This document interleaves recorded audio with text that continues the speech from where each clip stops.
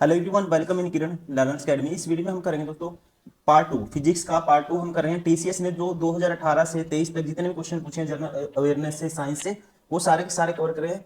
और इसमें पहले पार्ट हमने कवर किया था 1 से लेकर 25 तक। अभी इस वीडियो में कवर करेंगे, that is part number second, और ये है क्वेश्चन नंबर 26 टू 50 तक।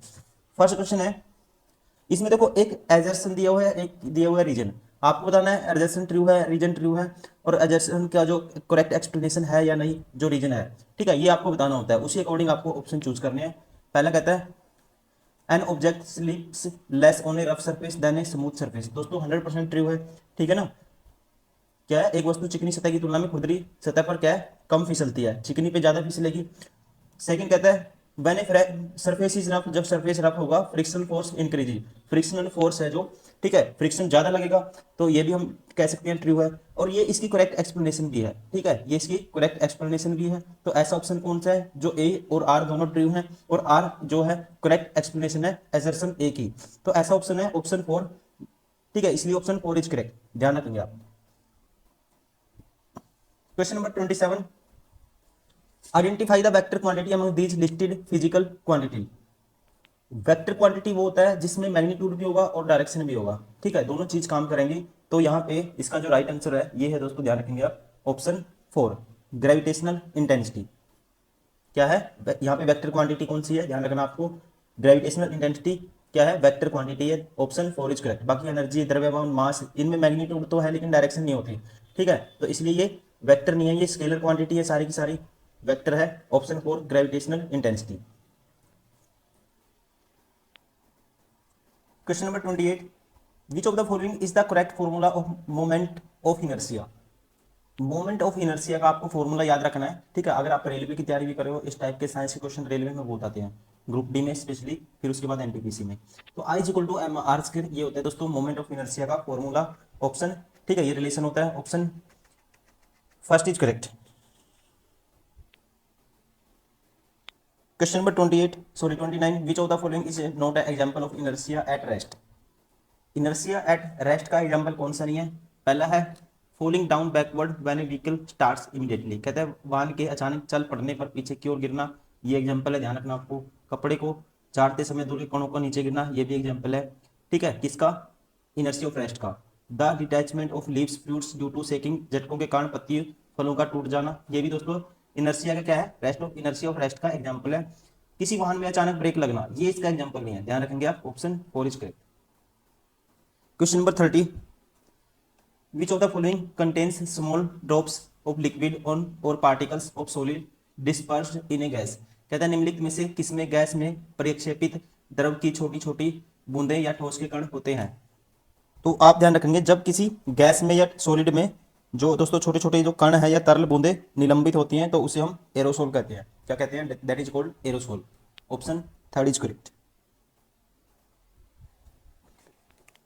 Question number 31, in which state of matter is the kinetic energy of molecules greater than the forces of attraction between them such that they are so far apart and move independently of each other।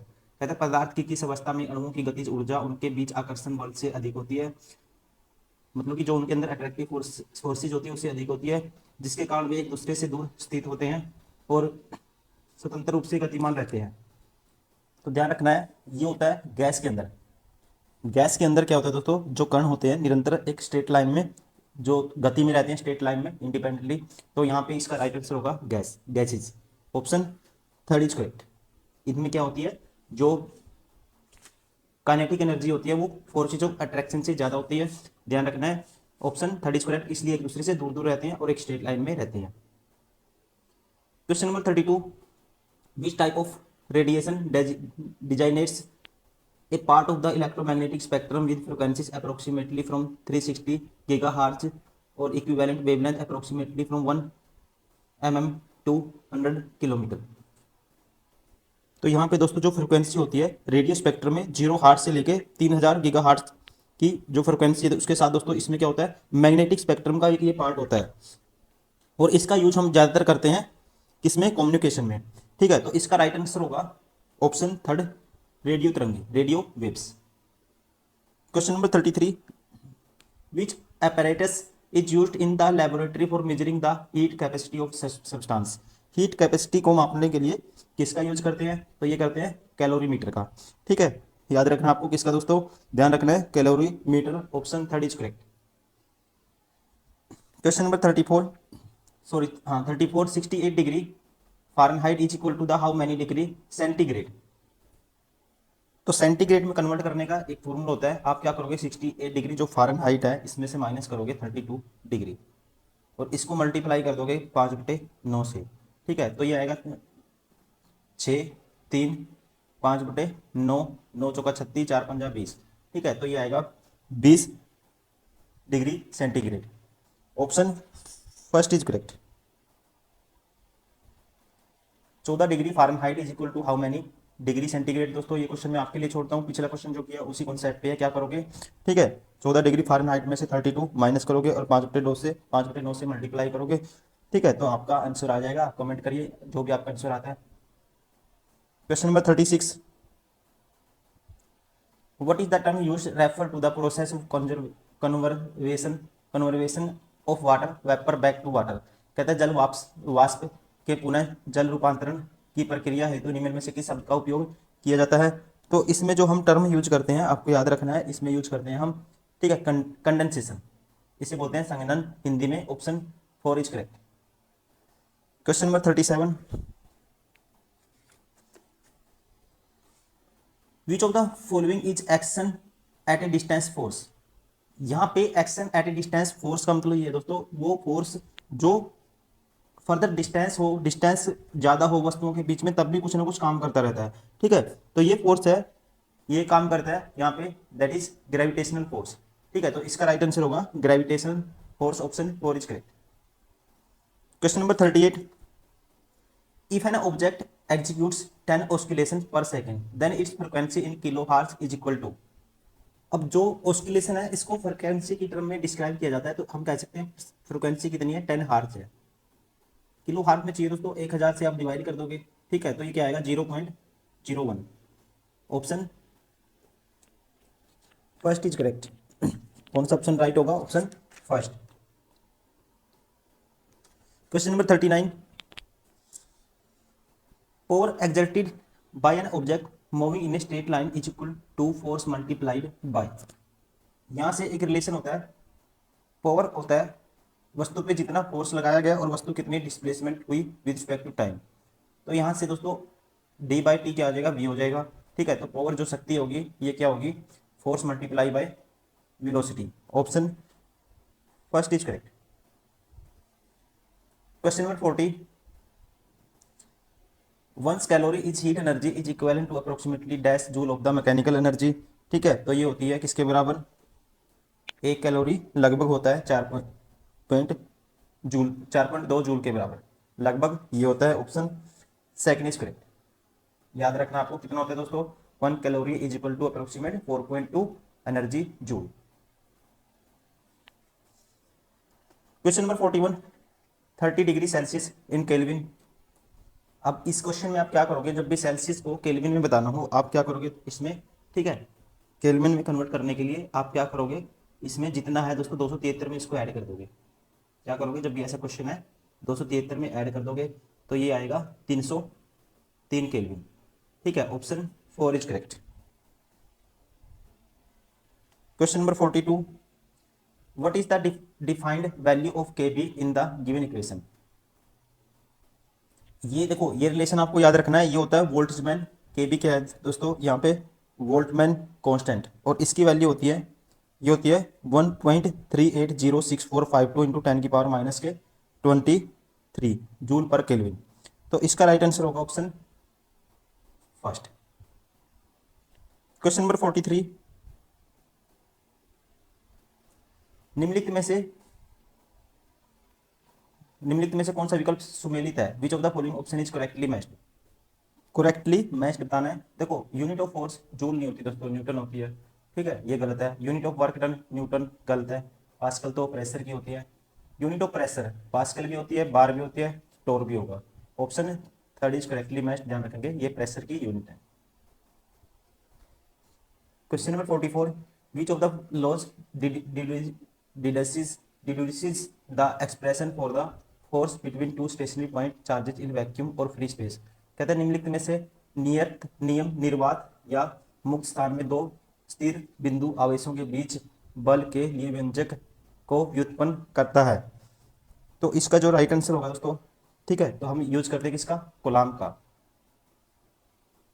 Coulomb क्या बताता है, दो charge पड़े हैं Q1 Q2, इनके बीच में force जो भी है उसको रिप्रेजेंट करता है। ठीक है, expression for the force between two stationary point charges in vacuum और फ्री स्पेस। ठीक है, तो किसका दोस्तों, किसका यूज करते हैं, Coulomb's law. Option second is correct.